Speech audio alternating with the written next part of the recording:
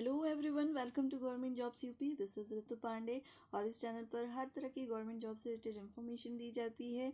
अगर आप government job से रिलेटेड इन्फॉर्मेशन चाहते हैं या आप गवर्नमेंट जॉब की प्रिपरेशन कर रहे हैं तो इस चैनल को सब्सक्राइब ज़रूर कर लीजिए और वीडियो को पूरा ज़रूर देखिए, जिससे आपसे कोई भी इन्फॉर्मेशन स्किप ना हो सके। और वीडियो अगर आपको अच्छी लगे तो इसे लाइक शेयर ज़रूर करिए। तो चलिए शुरू करते हैं। यहाँ पे पहली अपडेट, टीजीटी प्रवक्ता के लिए ऑनलाइन आवेदन की तिथि बढ़ा दी गई है और अब ये तिथि 21 अप्रैल तक रहेगी, जो कि इसके पहले 11 अप्रैल लास्ट डेट थी। बट वेबसाइट जो है वो काम नहीं कर रही थी, जिसकी वजह से इसकी डेट एक्सटेंड कर दी गई है। यहाँ पे उत्तर प्रदेश माध्यमिक शिक्षा सेवा चयन बोर्ड ने प्रदेश के सहायता प्राप्त माध्यमिक विद्यालयों के लिए टीजीटी एवं प्रवक्ता पदों पर ऑनलाइन आवेदन के लिए पंजीकरण की तिथि 11 अप्रैल से बढ़ाकर 21 अप्रैल कर दी है। चयन बोर्ड की वेबसाइट में लगातार परेशानी के चलते अभ्यर्थियों ने आवेदन की तिथि आगे बढ़ाने की मांग की थी। अभ्यर्थियों की मांग थी कि चयन बोर्ड वेबसाइट एवं सर्वर की गड़बड़ी दूर करने के साथ आवेदन की तिथि कम से कम 10 दिन आगे बढ़ाया जाए, जिसमें 15 मार्च को जारी किया गया था। शिक्षक भर्ती का विज्ञापन और टीजीटी एवं प्रवक्ता के पदों के आवेदन में हो रही परेशानी को देखते हुए प्रतियोगी छात्रों ने चयन बोर्ड अध्यक्ष, सचिव, उप सचिव सहित प्रदेश के मुख्यमंत्री और उप मुख्यमंत्री से ऑनलाइन आवेदन की तिथि बढ़ाने की मांग की गई थी। चयन बोर्ड की ओर से एडेड माध्यमिक विद्यालयों में टीजीटी एवं प्रवक्ता के 15,198 पदों पर भर्ती के लिए 15 मार्च को विज्ञापन जारी किया गया। चयन बोर्ड की ओर से आवेदन के लिए ऑनलाइन पंजीकरण की तिथि 11 अप्रैल रखी गई थी। सर्वर की परेशानी के चलते अब ऑनलाइन आवेदन के लिए पंजीकरण 21 अप्रैल, ऑनलाइन शुल्क जमा करने की तिथि 23 अप्रैल, ऑनलाइन आवेदन सबमिट करने की तिथि 25 अप्रैल तक बढ़ा दी है। और चयन बोर्ड सचिव की ओर से कहा गया है कि 25 अप्रैल के बाद कोई आवेदन स्वीकार नहीं किया जाएगा। प्रतियोगी छात्रों ने तिथि बढ़ाने के लिए प्रदर्शन किया था, जिसमें टीजीटी एवं प्रवक्ता के आवेदन में हो रही परेशानी को लेकर बृहस्पतिवार को प्रतियोगी छात्र मोर्चा ने विकी खान की अगुवाई की चयन बोर्ड पर प्रदर्शन किया था उन्होंने। नेक्स्ट यहाँ पे यूपी बोर्ड से रिलेटेड अपडेट है, जिसमें परीक्षा वर्ष भी अब रोल नंबर के थ्रू पता चलेगा, जिसमें हाई स्कूल इंटरमीडिएट की परीक्षाओं में शामिल होने वाले परीक्षार्थियों को राहत मिलेगी। और यहाँ पर आप देख सकते हैं, जैसे इस साल जो है ये आंकड़े पूरे दिए हुए हैं कि ये सारे स्टूडेंट्स यहाँ पर 56,03,813 बच्चे इस पूरे एग्ज़ाम में अपीयर होंगे, जिसमें हाई स्कूल और इंटरमीडिएट दोनों ही इंक्लूडेड हैं। और यहाँ पे अनुक्रमांक जो होता है, हमारा रोल नंबर जो होता है, उससे आप परीक्षा का वर्ष भी आप जान सकेंगे। साथ ही में जैसे आपको पता होगा कि पॉलिटेक्निक प्रवेश परीक्षा शुरू हो गई है, जिसमें यहाँ पे पॉलिटेक्निक में दाखिले के लिए अभ्यर्थियों में बहुत सारा उत्साह देखने को मिल रहा है और आवेदन की संख्या बढ़कर 2 लाख के करीब हो गई है। और यहाँ पे देखिए, पॉलिटेक्निक में प्रवेश को लेकर युवाओं में खासा उत्साह दिख रहा है। ऑनलाइन आवेदन की प्रक्रिया 15 अप्रैल तक चलेगी। अब तक 1.29 लाख सीटों के सापेक्ष 1.93 लाख आवेदन आ चुके हैं। और संयुक्त प्रवेश परीक्षा परिषद के प्रभारी सचिव रमन रतन ने बताया कि ऑनलाइन परीक्षा जून में होनी है और संयुक्त प्रवेश परीक्षा परिषद द्वारा आयोजित परीक्षा के आधार पर राजधानी समेत प्रदेश के सभी सरकारी सहायता प्राप्त व निजी संस्थानों में प्रवेश होता है और कम रैंक वाली मेधावियों को प्राथमिकता के आधार पर संस्था आवंटन का मौका मिलता है। साथ ही में यहाँ पे काउंसलिंग से प्रदेश में 1,129 निजी और 150 सरकारी और 19 सहायता प्राप्त संस्थानों में प्रवेश होता है। ये सारे यहाँ पे आपको सीट्स हैं जो काउंसलिंग के थ्रू जो दी जाएगी संस्थान है, उसके बारे में यहाँ पे डिटेल में दिया हुआ है। तो जिन लोगों ने अभी तक अगर अप्लाई नहीं किया है तो वो कर ले, क्योंकि 15 अप्रैल इसकी लास्ट डेट है। अगली अपडेट यहाँ पे वाणिज्य के चतुर्थ श्रेणी के जो भी कर्मचारी हैं उनके लिए प्रमोशन के लिए परीक्षा देनी होगी। यहाँ पे मैं बताऊँ कि वाणिज्यिक विभाग में पिछले कई साल से चतुर्थ श्रेणी के पद पर तैनात कर्मचारियों को लिपिक संवर्ग के रिक्त पदों पर प्रोन्नति देने की तैयारी शुरू हो गई है। इसके लिए पंचायत चुनाव के बाद सोमवार लिखित परीक्षा कराई जाएगी। सभी जोनल कमिश्नरों से इस संबंध में चतुर्थ श्रेणी के अर्ह कर्मचारियों से आवेदन लेकर मुख्यालय भेजने को कहा गया है। वाणिज्यिक लिपिकीय वर्ग नियमावली में समूह घ के कर्मचारियों को समूह ग के पदों पर परीक्षा के जरिए प्रोन्नति दी जाने की व्यवस्था है। इसलिए ही विभाग में वेतनमान भी यहाँ पे दिए हुए हैं, जो कि 5200 से ये सारी चीज़ें यहाँ पे ग्रेड पे वगैरह दी हुई है, आप देख सकते हैं।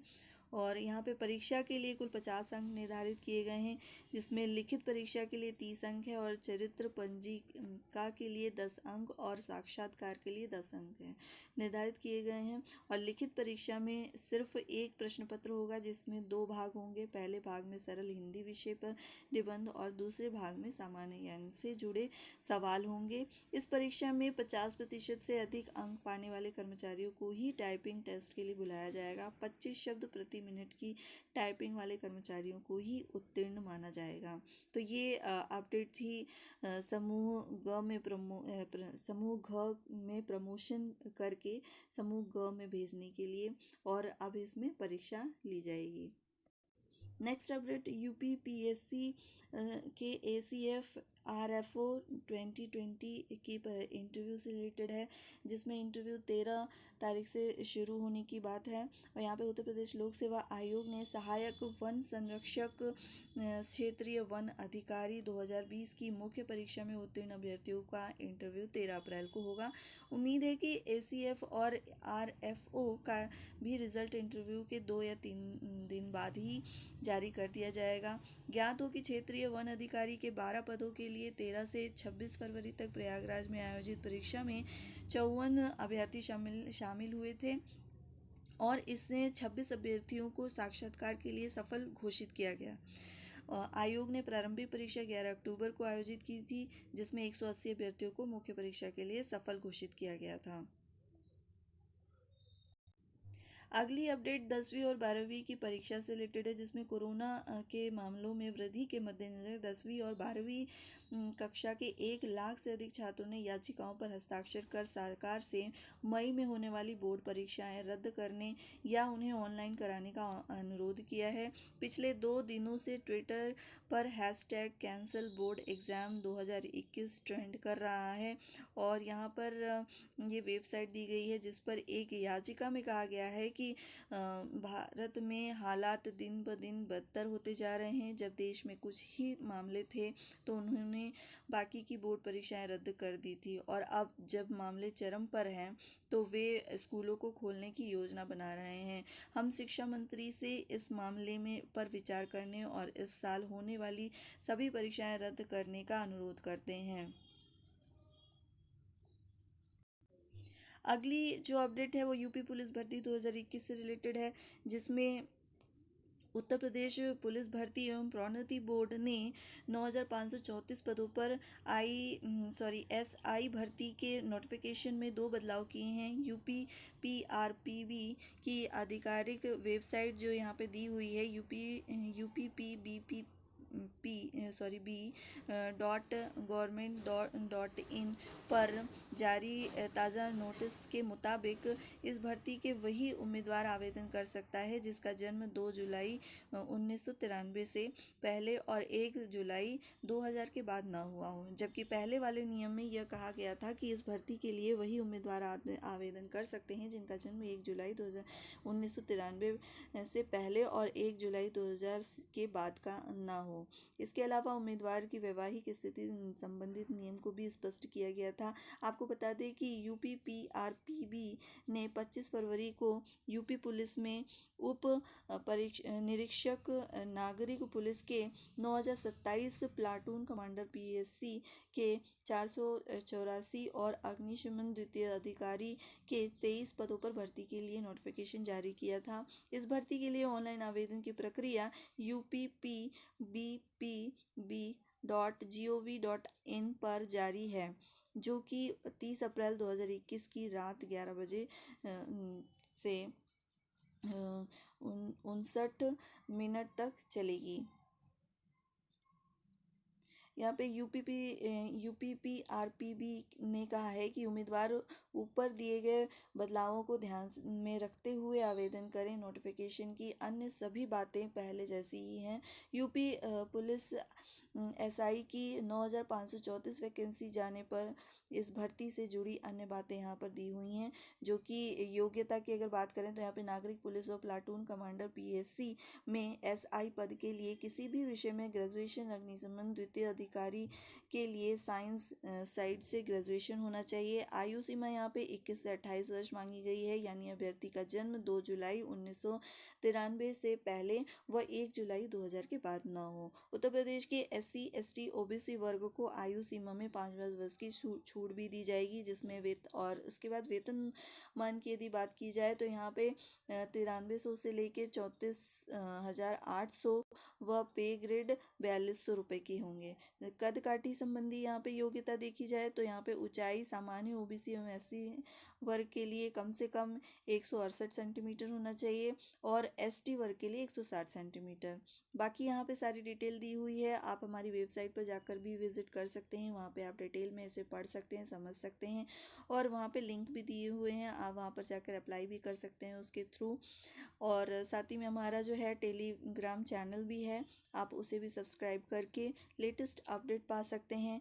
यहाँ पे लिखित परीक्षा के पैटर्न की अगर बात करें तो यहाँ पे लिखित परीक्षा 400 अंकों की होगी, जिसमें ऑब्जेक्टिव टाइप प्रश्न पूछे जाएंगे। 2 घंटे की इस ऑनलाइन लिखित परीक्षा में 4 अलग अलग विषयों का एक प्रश्न पत्र होगा। सामान्य हिंदी 100 अंक का होगा, मूल विधि, संविधान, सामान्य ज्ञान 100 अंक का होगा, संख्यात्मक एवं मानसिक योग्यता परीक्षा 100 अंक की होगी, मानसिक अभिरुचि परीक्षा भी, बुद्धि लब्धि परीक्षा भी, तार्किक परीक्षा वो जो है ये 100 अंक के होंगे। तो यहाँ पे टोटल आपके 400 अंक के परीक्षाएं होंगी, जिसमें 100 जो है वो हिंदी नंबर के होंगे। उसके अलावा यहाँ पर लिखित परीक्षा में पास अभ्यर्थी को शारीरिक दक्षता परीक्षा के लिए बुलाया जाएगा और शारीरिक दक्षता परीक्षा केवल क्वालिफाइंग होगी। और यहाँ पे पुरुषों के लिए शारीरिक दक्षता परीक्षा में पुरुषों के लिए 4.8 किलोमीटर की दौड़ होगी, जो कि 28 मिनट में आपको पूरी करनी होगी, और महिलाओं के लिए 2.4 किलोमीटर की दौड़ होगी, जो कि 16 मिनट में पूरी करनी होगी।